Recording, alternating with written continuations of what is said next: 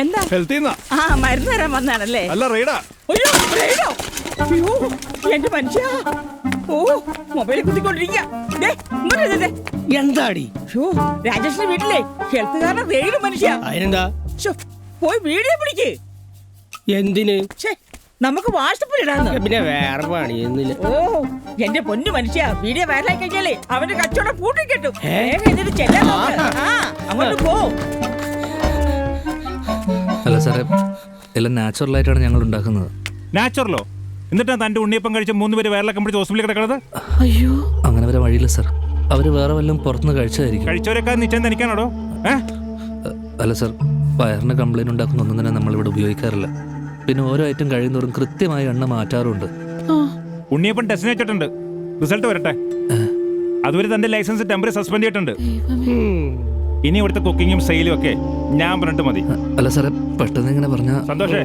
എല്ലാം ചെക്ക് ചെയ്തേ, എല്ലാത്തിനും സാമ്പിൾ എടുക്കണം കേട്ടോ. ശരി, ഒന്നും വിടാൻ പാടില്ല. സാറേ കയ്യൊന്ന് മാറ്റി. ലഡു എടുക്കണല്ലേ? അതൊക്കെ എടുക്കും.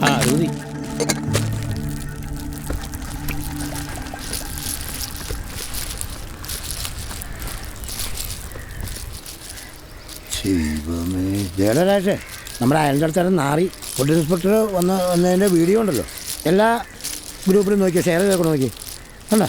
അതൂരി അവനൊക്കെ പക്കാടയിൽ പനാവറൊക്കെ കൊന്നാലടാ. ഒന്നും ഉണ്ടായിരുന്നു ചേട്ടാ, ആരെങ്കിലും കേട്ടാ പിന്നെ അത് മതി.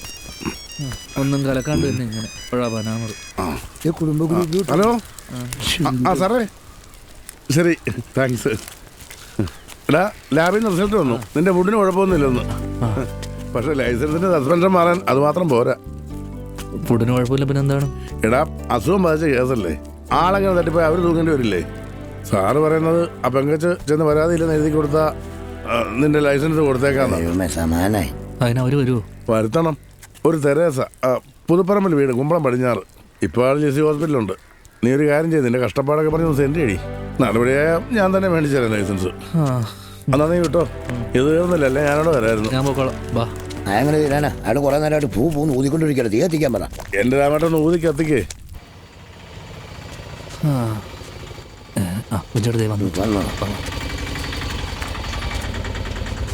അയ്യോ, കൊച്ചു നല്ല ഔഷധത്തിലാണല്ലോ.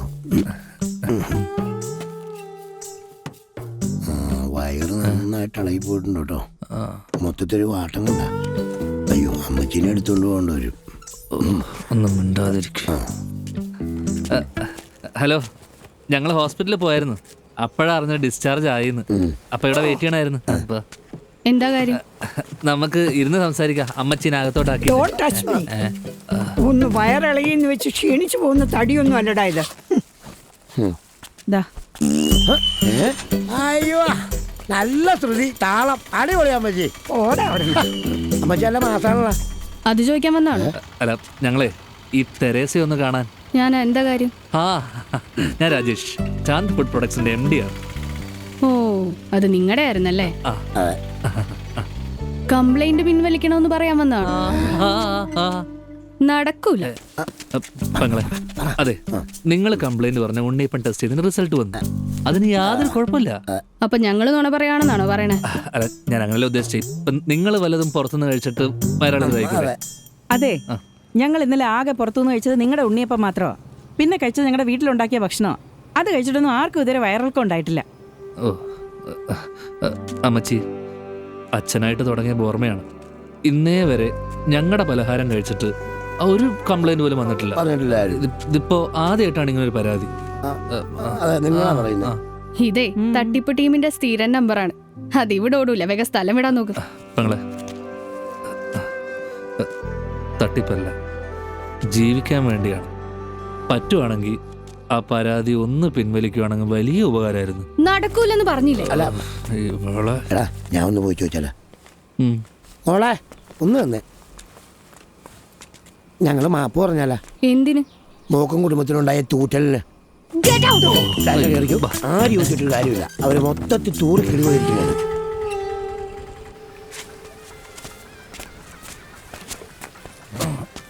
കുഞ്ഞട്ടോ, എന്റെ ചായ കുടിക്കാനാണ്.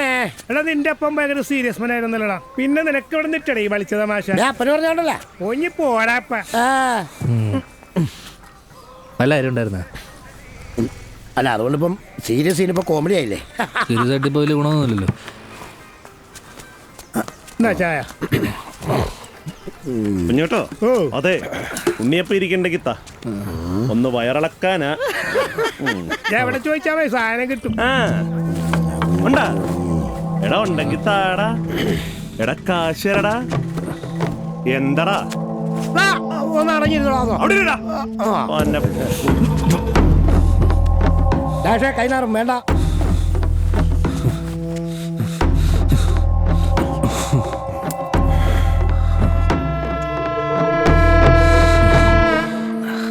മിഞ്ചേട്ടാ ഫ്രൂട്ട്സ് എടുക്കട്ടെ? ബാഗ് എടുത്തോ. വന്നിട്ട് കാണിച്ചു തരാടാ. ഡാഷ് ആരാന്നുള്ള കാര്യം നിനക്കൊന്നും അറിയാമല്ല. എടാ നീ ഒരു നിഷ്കുവായി പോകണം. ഞാൻ വിചാരിച്ച ചായ അവൻ്റെ മുഖത്തേക്ക് വെച്ചിട്ട് 2 തൊഴി അവൻ്റെ നാവിക്കിട്ട് കൊടുക്കുന്നു. നീ എന്താ കാണിച്ചേ? എന്നിട്ട് വേണം അവൻ എന്നെ വാരിയെടുത്ത് അലക്കണം കണ്ടിട്ട് നിങ്ങൾക്ക് ചിരിക്കാൻ. ആ പൂതി അങ്ങ് മനസ്സിൽ വെച്ചാൽ മതി. ഇത് ഫോണടിക്കുന്നു. അതെടി. ഹലോ. ആ വരാം. ഓ എന്താടാ? അടുത്ത ട്രോഫി. എടാ ഈ ചായ ക്ലാസ് പിന്നെ കൊടുക്കാൻ പാ. അത് അങ്ങോട്ടല്ല ഇങ്ങോട്ടല്ല കൊണ്ട്.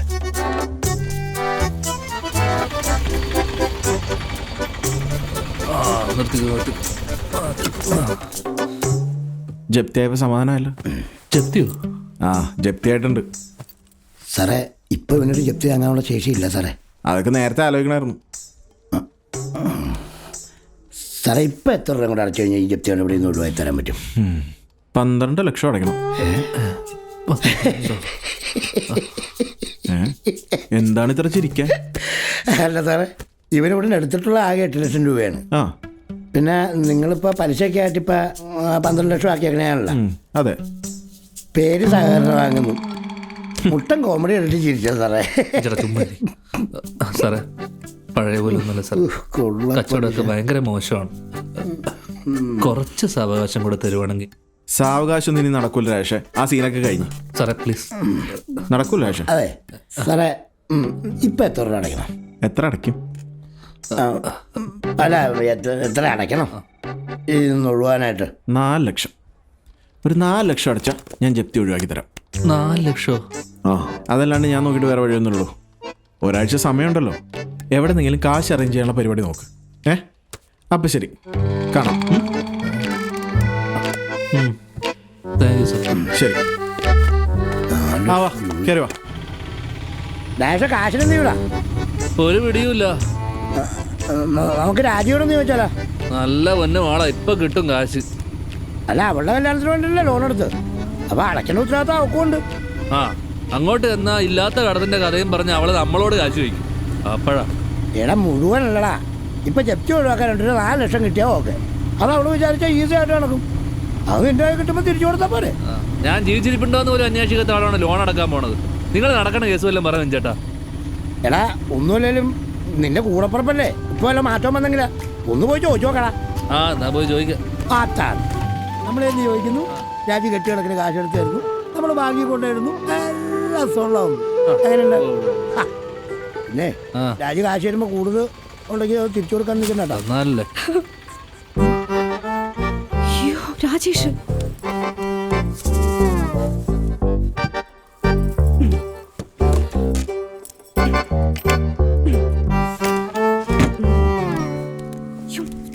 ആ ഇവിടെ ഇരിക്കാണ് അമ്മ. ഇവിടെ മിഞ്ചേട്ട എന്തൊക്കെയുണ്ട്? രാജി, ഇത് നമ്മുടെ ബോർവെൽ ഉണ്ടാക്കിയതാ. ചേട്ടാ വാ വന്നേ. നിങ്ങളിപ്പോ വന്ന് നന്നായി. ഒരു 10 മിനിറ്റ് കൂടെ കഴിഞ്ഞെങ്കിൽ ഞങ്ങൾ ഇവിടെ ഉണ്ടാവില്ലായിരുന്നു. ബാങ്കിൽ പോണേ. 5 മാസമായിട്ട് ഈ വീടിന്റെ ലോൺ അടച്ചിട്ടില്ല. അല്ല രമേശൻ വിചാരിച്ച എന്റെ വിഞ്ചേട്ടാ പറയുമ്പോ ചേട്ടൻ ഗൾഫിലാണ്. പക്ഷെ കിട്ടണ കാശ് അവിടത്തെ ചെലവിന് തന്നെ തികയണില്ലെന്നേ. എന്റെ സ്വർണ്ണാണെങ്കിൽ മൊത്തം പണയത്തിലാ. അല്ലെങ്കിൽ അത് വെച്ചിട്ടാണെങ്കിലും ലോൺ അടയ്ക്കായിരുന്നേ. കഷ്ടം. എടാ ഞാൻ വീട്ടിലേക്ക് വരാതിരിക്കുന്നായിരുന്നു. നിന്റെ കാശ് എന്തെങ്കിലും ഇരിക്കണ്ടോന്ന് അറിയാൻ. ഒന്ന് ഒന്ന് മറിച്ചാ മതി, ഞാൻ തിരിച്ചു തരാം. ആ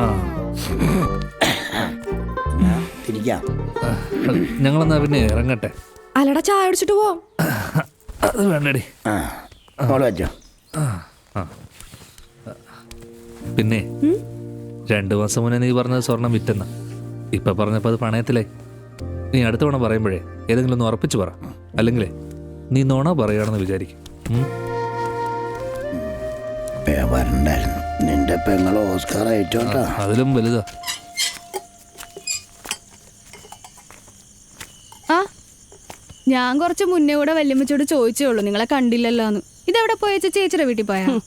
എന്റെ കൊച്ചേ വയറ്റിളക്കം പിടിച്ച ആശുപത്രിയിലായിരുന്നു. ഓ അല്ല, നിങ്ങൾ ഉണ്ണിയപ്പം കഴിച്ചായിരുന്നോ? ഉണ്ണിയപ്പോ ഇന്നലെ നമ്മുടെ സുരേഷിൻ്റെ ഇത് മേടിച്ച് അയില കഴിച്ചിട്ടാണ്.